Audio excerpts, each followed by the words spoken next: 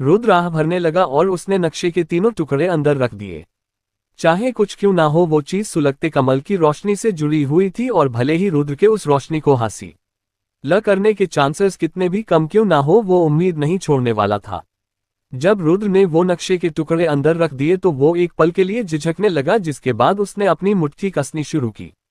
उसके हाथों में हड्डी के कुछ टुकड़े दिखाई दिए जो दरअसल विद्वान के कंकाल के हिस्से थे, जो उसे प्राचीन खजाने से हासिल हुए थे। विद्वान रैंक का योद्धा दुनिया को खत्म करने की ताकत रखता था।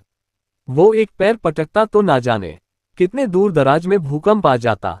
इसलिए ऐसे योद्धा के शरीर का हर हिस्सा किसी के हासिल करने के लिए खजाने से कम नहीं था।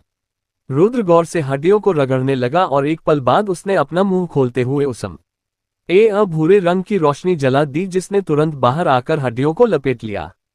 इस दौरान उस जगह पर तापमान काफी बढ़ गया था। वो हड्डी बहुत ज्यादा मजबूत थी, इसलिए उसे तोड़ना बिल्कुल भी आसान नहीं था। वो तो अगर रुद्र के पास दिलबहार आकाशकमल जैसी दिव्य रोशनी नहीं होती तो शायद वो विद्वान की हड्डी तोड़ ही नहीं पाता। लेकिन दिव्य रोशनी के बावजूद उस हड्डी में से विद्वान का तरल निकालना बिल्कुल भी आसान नहीं था। रुद्र इस दौरान जरा भी बेचैनी नहीं दिखा रहा था जब उसने देखा कि हड्डी जरा भी नहीं हिल रही थी, बल्कि वो तो रोशनी को बढ़ाते हुए लगातार कोशिश करता रहा। देखते ही देखते 2 दिन गुजर गए और रुद्र देखने लगा कि उस हड्डी का रंग बदलने लगा था, जिसे देखकर उसके चेहरे पर मुस्कुराहट आ गई। जब रुद्र ने अपना हाथ आगे बढ़ाकर उसे दबाया तो एक अजीब सी आवाज सुनाई पड़ी और वो हड्डी राख में बदल गई। जब वो राख फैलने लगी तब रुद्र को दिखा कि उसके अंदर एक सफेद रंग का तरल था, जो धीरे धीरे फैलते हुए 3 बूंदों में बदल गया। ये 3 बूंदें बहुत छोटी थी, लेकिन उनके अंदर झांकने पर ऐसी शक्ति दिखाई दे रही थी जो शायद ना जाने किसी के भी रोंगटे खड़े कर देती।